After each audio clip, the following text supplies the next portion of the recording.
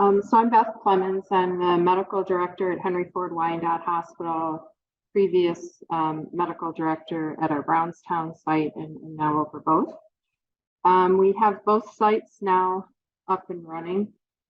So our emergency departments, to describe them, Wyandotte, we're seeing around 46,000. We are in the downriver area and in a vulnerable spot for opiate use. We began our distribution back in November of 2021. At that time, we had a robust peer recovery coach group. We had already developed many things in with us and Henry Ford Hospital to screen patients for vulnerability. So that helped us to have kind of a bit of a base of education with our group. To date, we've given 115 kits at Wyandotte. Our kits, they recommend to have them close at hand, but it's been a bit of a work with pharmacy. So currently they are coming down from pharmacy at Wyandotte and already labeled, etc. And pharmacy is doing a lot of the data entry as to kit number and patient. We no longer have the peer recovery coaches, but we're hoping to get another company that's going to help us with that, but we're still in the process of that. We do have 8 hours of social work coverage in our ED. They've just moved it to more afternoon. We also have a behavioral health unit in our emergency department, and we have behavioral health social workers or equivalents doing their work 24/7, which helps us in that area. At Brownstown, a smaller ED, it's about 20 minutes from Wyandotte, more younger families, does get some volume from a little bit more rural area as well as suburban. We just began their distribution in February. So far, only given 1 kit there, so I suspect we have some more work to do to look at that.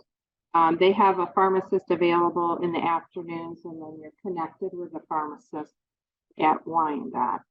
So they always have 24/7 support. Now in that ED, because it isn't, they're just basically working out of a Pyxis system. We put the kits are in a locked cabinet, and their nursing pharmacist, when they're there and nursing otherwise, as the charge nurse, I'm sure it is, has the access to the cabinet for the kit distribution. That's all, unless you want me to say anything else. Okay. All right, Gary.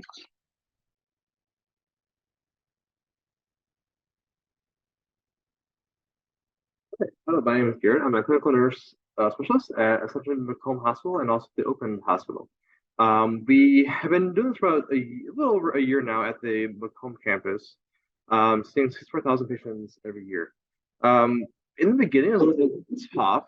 Being in South Warren, there's definitely a stigma that we see quite often as opposed to Detroit, so a little bit north of that. So I had to do a lot of work with the nurses to figure out how do we eliminate this stigma and kind of change the mindsets to, this is something that we can provide for patients to help them on the outside of the ED. Obviously, they need a lot of help. So there's a lot of huddles and education one-on-one with the staff, which helped quite a bit. As of right now, the nurses and the providers are the main advocates for using these kits within our ED. So if we see someone comes in with OD or has a history of abuse disorder, we will try and recommend a kit to the provider to then order for the patient to go home with. We do have a pharmacist in the Macomb campus in the ED from 7 a.m. to 11 p.m. And they're great advocates too, but not having the pharmacist doesn't prevent us from getting the kits. We store them in the Pyxis that's in the ED. So we have 3 or 4 kind of always ready to go at all times. It was a little bit difficult to get space for it, but we ended up using our Cat 3 bay or Obs bay, and there was some space in there for the Pyxis. We're looking to expand as well to have our social workers as well as our care team of Southeast Michigan talk with these patients, and they do a very comprehensive interview. So they give us a lot of good feedback on, hey, they have history of abuse disorder or are currently using. So the nurses may not go into that deep dive with these patients, so they're focusing on the medical side right up front. So some things, some avenues that we're going to look into in the next few months here. As for the open campus, hopefully we'll start this within the next week or two. We just received our kits earlier this week. So we're working with our pharmacist there. Unfortunately, our pharmacist is not located in the ED at Oakland, so we're going to do a lot of verbal consults.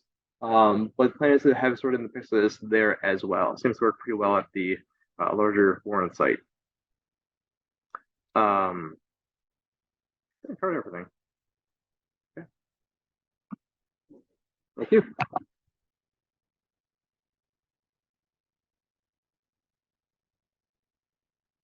Hi, everyone. I'm Lauren. I'm one of the pharmacists here. Is there any other pharmacists here? Woo! All right. So I know we're all tired after lunch, but it's pretty exciting. So I work at St. Mary's in Grand Rapids.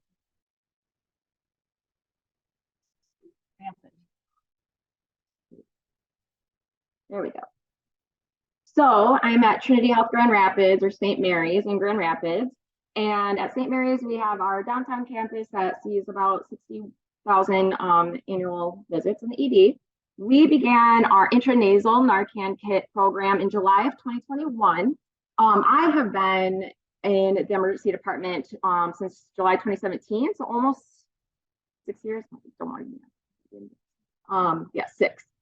So prior to that, I did do an emergency medicine residency at Detroit Receiving. So I've been in the ER this whole time, and it's really, really fun.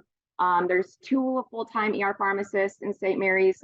We do 11 a.m. to 9 p.m., 7 on, 7 off.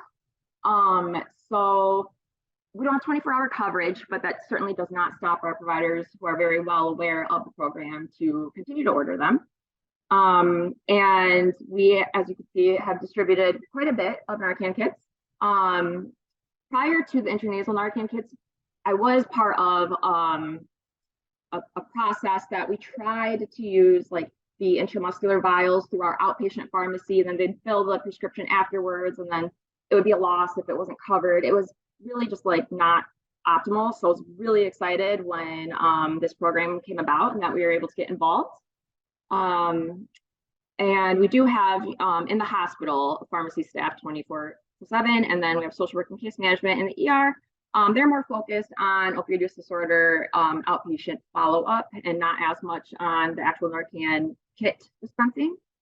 So in regards to like the process and logistics, I actually feel like I did partake a lot in the logistics. Our nurse champion, she did great with educating all the nurses, but as you can see, July 2021, during the pandemic, we did have a lot of turnover. So, and then our nurse champion also departed to a different facility. So continuous education is really, really big, especially new providers as well. And our physician champion, Dr. Rademacher, he participated in lots of meetings with IT and Trinity Health to get an order. So if you're one of the sites that hasn't started yet and you're within a organization that has an order already, you're lucky because it takes a lot of meetings. It's a very long process to get something approved and make sure it's a no charge. That's another thing. We don't want to have these being charted off and then patients charged. And then we want it in the ED. So when a provider orders a Narcan kit, it what we call auto verifies to Pyxis. So pharmacist doesn't have to check it or click it. The nurse can go straight to Pyxis and get it, which is nice. The kits are large, so it wouldn't. I don't know that it would fit in a tube station. So we have like a full Pyxis drawer, and I think our par levels is like a minimum of 4, max of 8. And then every 2 weeks on my weekends that I work, I check with the stock because EMS carries Narcan, right? But they don't carry, at least in our region, the commercial product. They have the 2 milligram, injectable and then an atomizer. So that was a lot of education to both nursing and pharmacy. If EMS used Narcan and needed more, don't use these kits. It is for ED patients only. And then, let's see here. Also, just understanding that it's not a discharge prescription. As providers, a lot of times you think Narcan kit for home, write a prescription. No, this is something that we implement as if you're giving it to the patient in the ER. And then the build can have like a MAR action that it was sent home with the patient. So it doesn't look like it's actually given to the patient when they're in the ER. And in regards to like the ordering process, it is so easy. Ellie is amazing to work with. I just email her when I need some more. The kits come separate from the Narcan, but the kits are already assembled. So I literally just have to put the box into the kit. And then I put, for labeling requirements, a sticker to meet those labeling requirements that includes our address and facility name and everything. And then the monthly total number of kits, I use a Pyxis report every month to figure out how many kits that we dispense. And some patients I would encourage that you talk to your patients before offering the kit, because some patients will refuse it. They might say I have 10 at home already, or I don't need it. And it kind of does affect our data collection if we just get a bunch that are returned. So I would recommend that. And then just this like last fall, I guess, just re-educated pharmacy staff again. So work with your pharmacist if you have one. We're usually very happy to help, and we want this to be a successful program. And I think just getting people talking about it, and then if a kit is hanging out in the department and someone sees it and they don't know about it, they ask, what is that? I've had so many nurses come when I have a kit in my hand and ask, what is that? And then they're like, oh, cool. And so we also have like the flyers that come with the orders that Ellie sends us. There's in the kits, but then she also sends like a bunch of extra ones that include like information from the county where you can get Narcan. And I just kind of place it around the department too. And I know one of our nurses, there's like a survey you can take, you watch a little video, and then like a Narcan gets shipped to your home for free. So lots of really great resources. Thank you. Okay. So now's a good time to think about some questions. I've got a few ready to go. I think for me, and maybe I've said this before, but this is a different approach to a quality initiative within Medic than I think we've done in the past.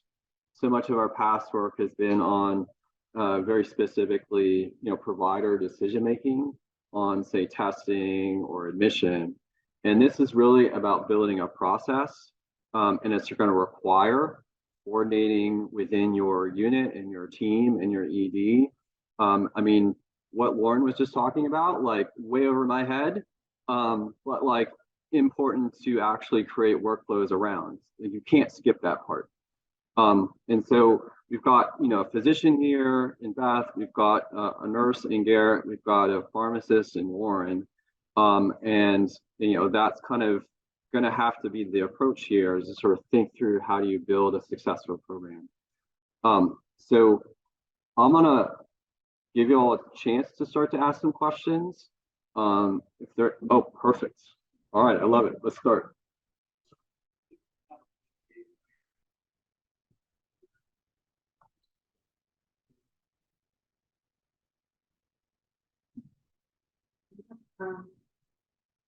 You good? Okay.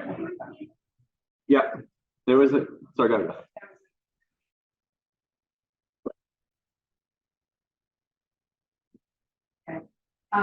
So the question was, is there a BPA that fires or something else specific?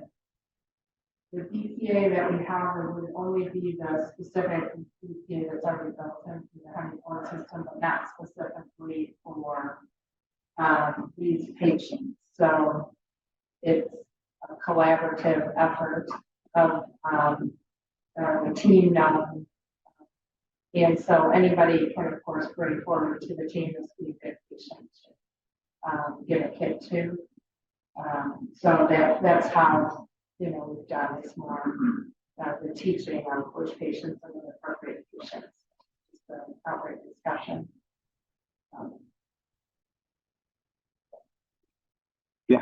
Okay, yeah, good. One of our smaller hospitals, I think provide pharmacists that dispense any medication in our department. Probably you don't send people on a sole brand or something. So, do you have anything with the naloxone kits that you have to get around dispensing medication? So the question was on the, I don't know, the policies around dispensing naloxone. Yeah. So that is general and even at our larger ED, because we do serve a lot of underserved populations, and then there's not a lot of 24-hour pharmacies, and there's not transportation. So there are state legal requirements for dispensing meds from the ED, which is why we also currently can't do things like Zofran from the ER. But our Narcan kits, they have the requirements that you need to add is the prescriber's name, which on the kit there's really a line for prescriber's name that you write on, and then there's patient name, and we just have little stickers when a patient, in the ER, and slap that goes on so that it's like the patient's name and date of birth requirements. And then when I fill the kits, I just add like little labels that include our hospital name and the expiration date is like the other thing. But it's not a lot of extra work to be able to do that. So it is legal to dispense. And also Narcan is going to be over the counter, or it is, but it is also like behind the counter, so it's not technically a prescription required med, which I think is a little more. But there are, and it was open that provided us with that guidance in like a shop list. Please. Yeah. A little bit too. It sounded like you don't have kids in the ED, you have to have them come to pharmacy. We've been doing this for a while at Metro and Stomach Street. And that's our biggest drawback is that like kids have to come up from pharmacy, and by the time they come up, the patient usually has left or wants to leave. So can you talk a little bit about barriers you've experienced, and then maybe Lauren is going to jump on that on how we can overcome those barriers? Well, they felt that was very important for the stickering, and plus when we started, we needed to answer a lot of questions for the grant, which we required at this point. So that also, they were able to keep track of a lot of different things for us. I do think, though, we just need to show them the data that we're missing half the patients. I think they will probably, rethink about it, and because it's a little less onerous what we need to send in, I think I might be able to bring through that some of the next steps. With the intramuscular kits that Michael was using prior to intranasal, that was the problem all the time. Is they had come from pharmacy, and like so often by the time it came down, the patient out the door. You just have to have a persistent person in pharmacy to beg for the space and not accept no answer. If they say there's no space, you can review what in your inventory in the picking machine, what haven't you used in 500 days, and just try to get a drawer. There's usually something that you can do, because I do think that is very important. We have the same issue with the space. So we actually clinical nurse said explanatory both purposes in Cat 1 and Cat 2. And we are to free up a drawer to put things out of odds into those spaces and give one or keep a section in house. So being on the floor is a lot easier than having to call pharmacy to check. And then sorry.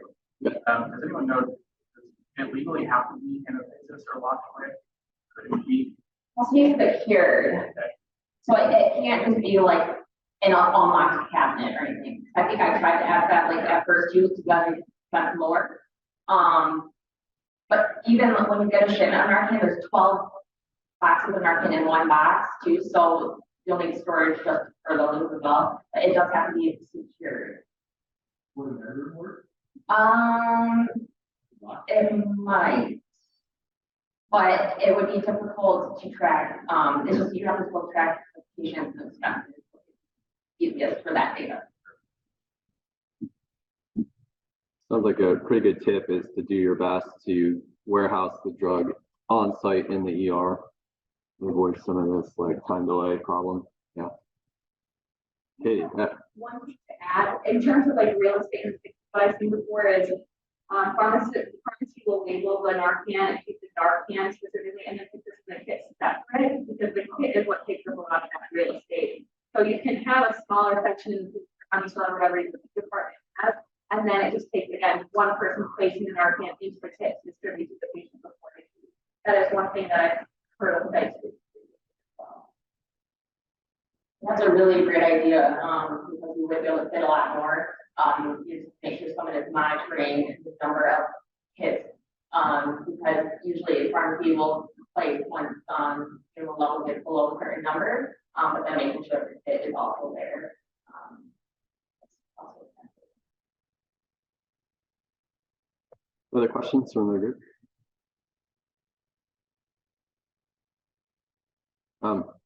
I got a question. So, obviously, a point of emphasis here is going to be about building a team. And I'm curious if you reflect back on like how you began that process. Like, how did you begin to assemble the right team or the interested team, given the requirements around coordination here? Do you have any like kind of tips at all that you can reflect on about that? Myself, I came into it kind of late after my father had pulled into the program, and parts of this in the ED and also my manager. So it was very clean assembly of all the people.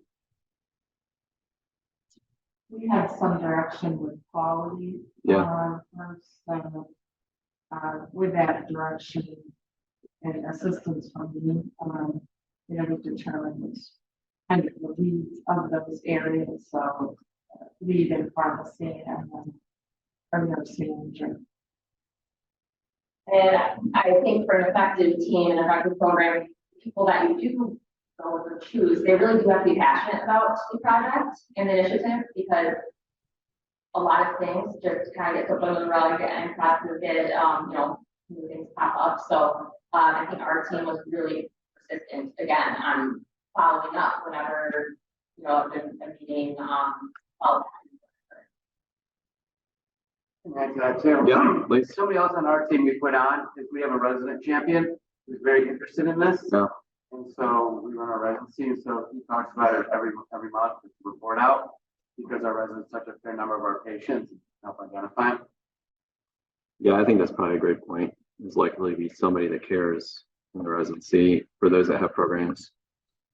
Yep. Just going to say another important piece of piece we found helpful was somebody from analytics, because they help us really keep track of what we're doing, how we're dispensing, what's the kind of patient we're getting them, and finding that helpful as we continue to do that. That's great. Any other questions from the group?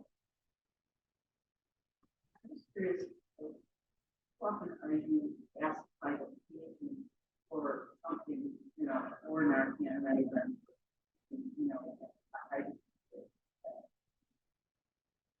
I don't think it's frequent. It gets more and more recommended. I have had several encounters with patients that have gotten it in the past, whether it be from Walgreens or CVS or wherever. And when they come in and ask for it, I also had him ever ask for it too. My son is my neighbor. Happy to. And I know it's happened, I'm not sure since I'm not, have an external patients usually, but we just like out of curiosity before I come up here, I looked on GoodRx and typed the Narcan in there, and it's like on average like $52. So it is really, really, really great that we're able to accept it for free. And then that's another great point about, the person that is actively having overdose or also like usually they're not going to be the ones able to use Narcan themselves. Sometimes they are, but that's a big problem with the patient is like, if I've asked patients like if they say they don't use, but they might have like some sort. Do you have friends that use or something? Are you around people that use? They at least like I can when you're around. Liz? Yeah. when we try to implement these, I think the pharmacists Oftentimes it's come from physician initiative, which I think is actually an important part. I think nursing spends so much more time with the patients, like engaging them, caring for them, and we were never really able to get a nursing-driven protocol, like protocolized nursing orders, which I think we tried to do that for a very long time, but really like lower the threshold of being and the time to getting a kit versus like a clinician being able to see them. But the pharmacist is really, like, I feel like stars align when the pharmacist is making things happen. We were able to get the spot on the cell, able to get things happening logistically that, as a pharmacist, I wasn't. Maybe in mind when we ask you about why you ordered an antibiotic, but we no,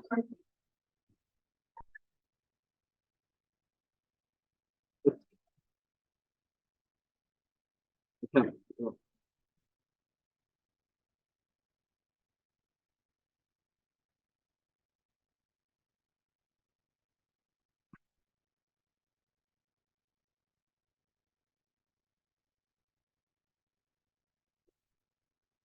but we have a graphics for me.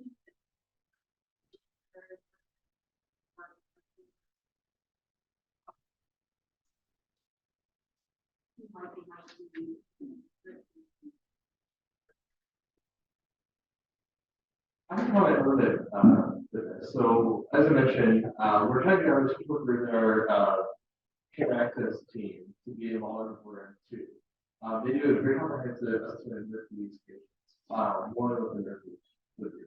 So the goal for it in my head is that anyone that has a substance use disorder or currently using or have friends with that, the one that has this, it is in their car. I mean, it's somewhere closer than any of the are any efforts.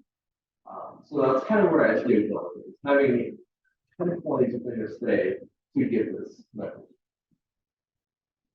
So, we have a BPA that requires for patients, getting, about a certain amount of morphine equivalents per day, patients, people that have COPD and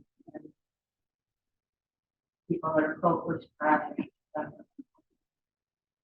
So there's this whole list of people. Now, what we have found a little bit is like a pushback from some of the patients in some of those categories, like COPD plus something, right? Or you're prescribing an opioid because of their fracture, for example. So I have asked the health system to work with us on that. And we are working with improved language. Talking about these are important things to help because we were getting, serious complaints.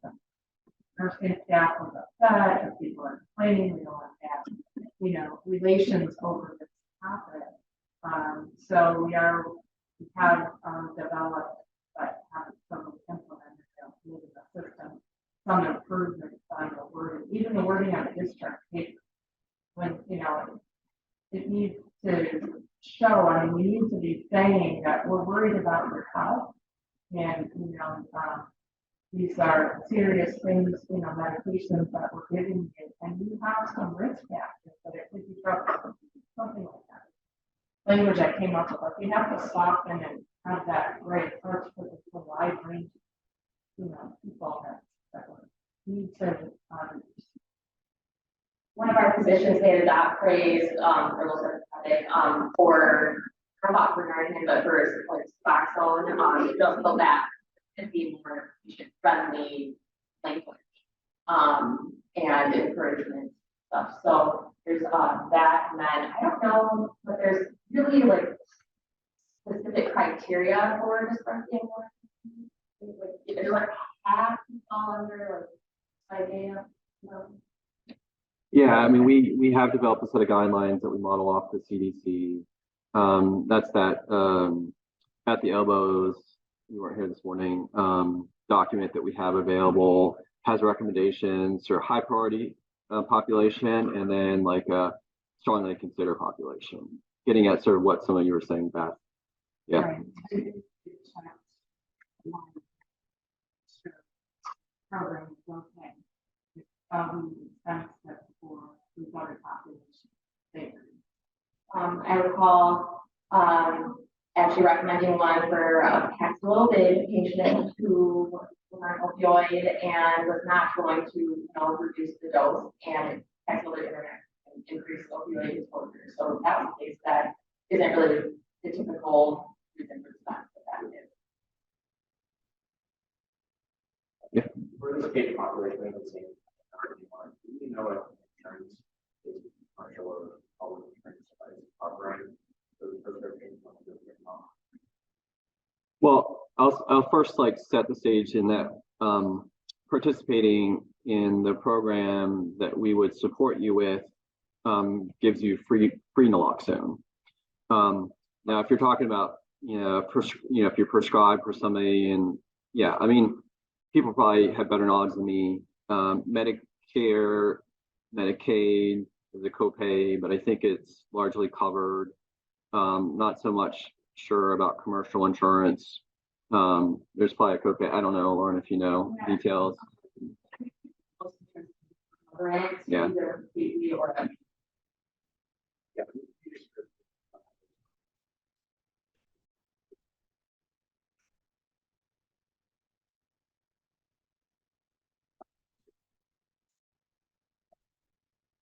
Yeah. Yep. And to be clear, like if you're participating in the support that we would be providing to you as you build your program, you are free at your clinical discretion to still use that naloxone for any patient population at risk. Yes, we're like narrowly focused on the highest risk group with the quality measurement work, but we want you to consider the other risky groups too, and certainly encourage you to distribute where you think there's opportunity. So you wouldn't be have to narrow down and have to decide like, oh, is this one you can give a kit to versus this one I have to prescribe for? No, just give the kit. Yeah, way in the back, please.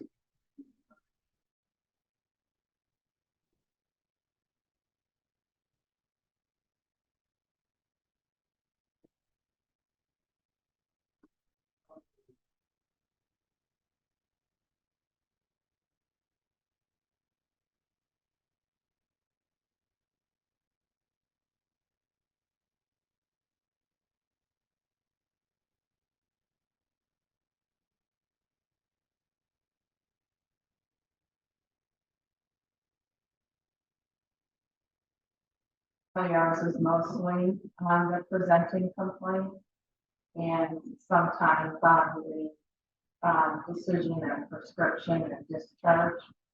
Those are the most common places. I'm sure we have opportunities in those other spaces. And it's a continued work. So get it where it's going to be most obvious first, and then start working on those other places to increase our distribution.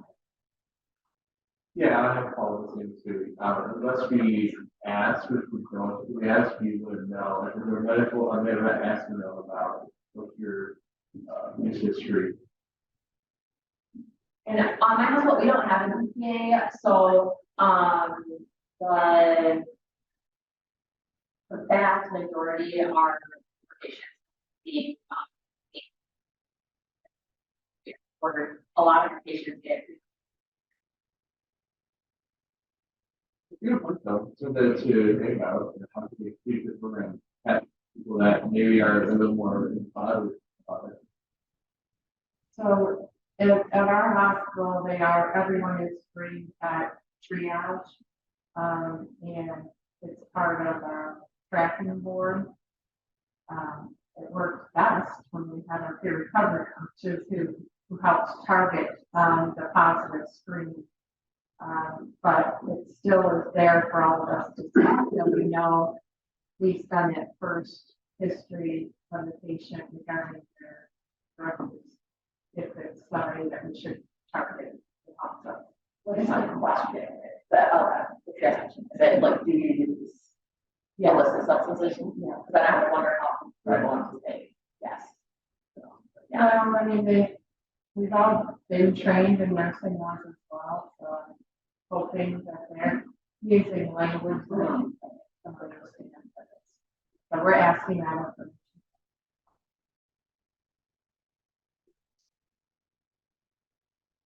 Sure. Oh, Patty, you haven't asked a question yet. Yeah.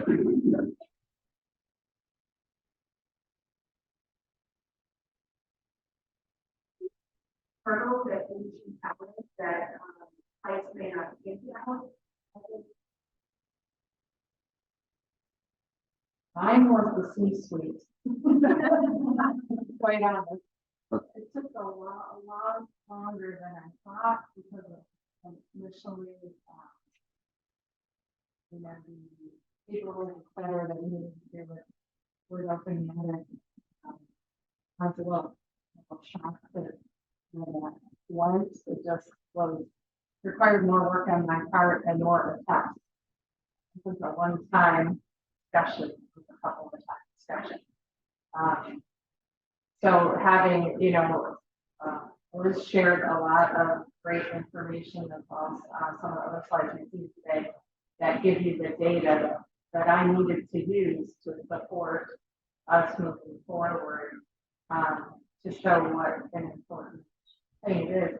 And what was really interesting is I went to a philanthropy meeting for the hospital. They asked me to come to their peer recovery coaches at that time. And anyways, one of the people from the C-suite was at that meeting who had pushed back on me a bit on that. And like all the people on their board are like, oh, I have a relative, I have a medical, and then, I should have gone there first. Think so. Are you able, thinking of the C-suite and navigating, are you able with your own mobile data back, show the 117 that you gave out? You saw X after the following year. Is there that tracking mechanism to that detail that comes back to your hospitals individually? I think from open, they use to collect like patient specific data, time of consent, but I think it is obtainable because it's this, from what I'm aware of, we can pull reports and then see who we expect to get to and then see if they return. So it is something that we don't look on aggregate, but Yeah, I mean, certainly with this new data collection that we've implemented in the last few months, we'll have pretty rich data around, in particular, the kind of population that we want to target and how often we are able to shoot naloxone or offer and how often we aren't. Disparity certainly around that by sex, race, ethnicity, if we want to explore that. And ideally, if we can implement this follow-up survey, some longitudinal data about the effectiveness of naloxone, use of it, in those patients that receive it. So hopefully, yes, we will be able to achieve that. Yep.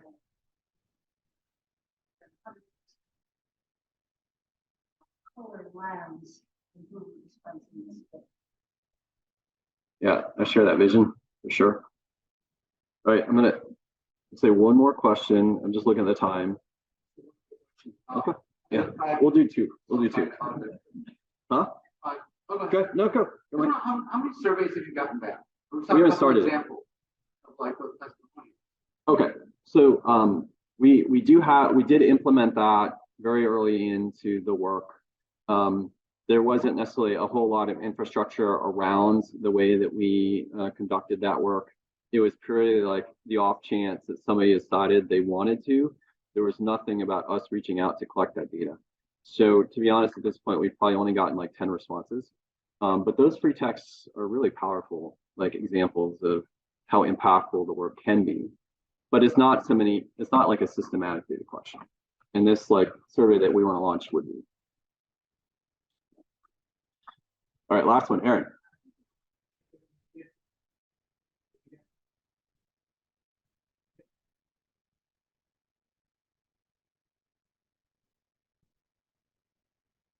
we've built a system. It's called highlighting the statewide emergency department on walking program. And you'll speak to some of the disparities if there are any. The denominator is a little unclear. I think when I get that people, I put it on different buckets because we did not have the ability to gather data about investigation. I can get a sense, but I think generally speaking, our reflect our drug using population in the communities where we have a presence, but we'll get more granular data to identify if there's disparities or progress in the system. Yeah, awesome. I've forgotten we should have talked about that. So, all right, last one, Hannah. Numbers of kids that should be now, so that I can learn my chart. I find that we got it without home, without the Yeah, yeah.